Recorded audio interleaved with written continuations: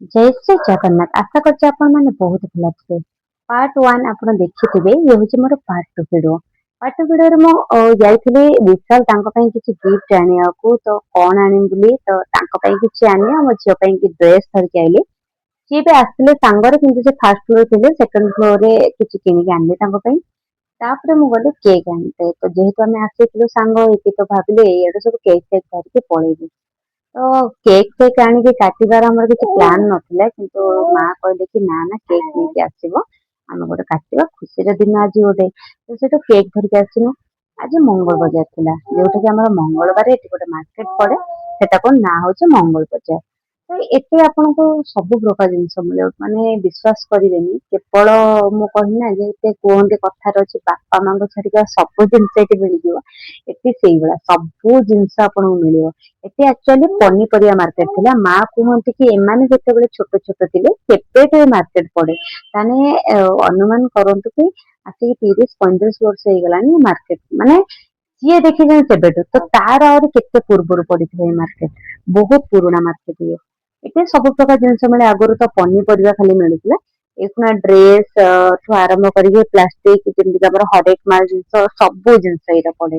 eighty हमर दिल्ली रो famous होची छोले भटुरे तो आपण एटी सब जो जगह रे बुलिए खाली देखिए छोले भटुरे माने फास्ट फूड सब मिले किंतु छोले भटुरे माने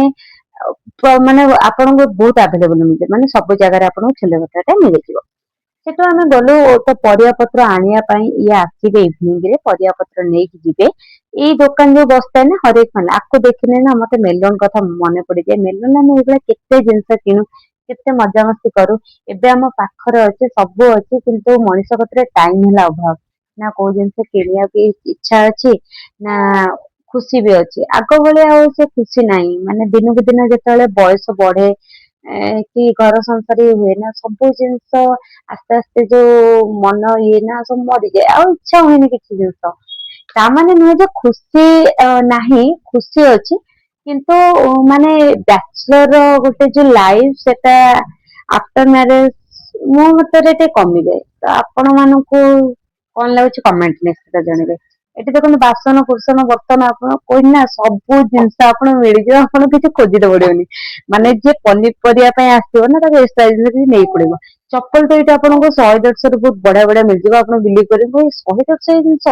आउ शाढ़ी जो शाढ़ी सब टंगा है ना शाढ़ी आपको 300-200-150 माने यही भाई एबे जो ट्रेंड शाढ़ी से चलती तो यहीटा है आम गली ये टोटाल 60-70टा गली अच्छे आम 3 नंबर गली अच्छे सब गली नंबर अच्छे आम 3 नंबर गली रही एटू आम आसला बेले आम माने मैरिज विषय कथा होतना आज जेटा मैरिज एनिवर्सरी थिला एई टाइम रे हम कोन करथिलु कोन नाही सेई विषय टिके मजा मस्ती चलतिला चाहूचा 3 वर्ष बीती गेला हम जाना भी मजा मस्ती करके आसिला को इवनिंग हो जाइला तो मां कहले एई सट्टा पिन्हो काहे ना मां को सट्टा बहुत पसंद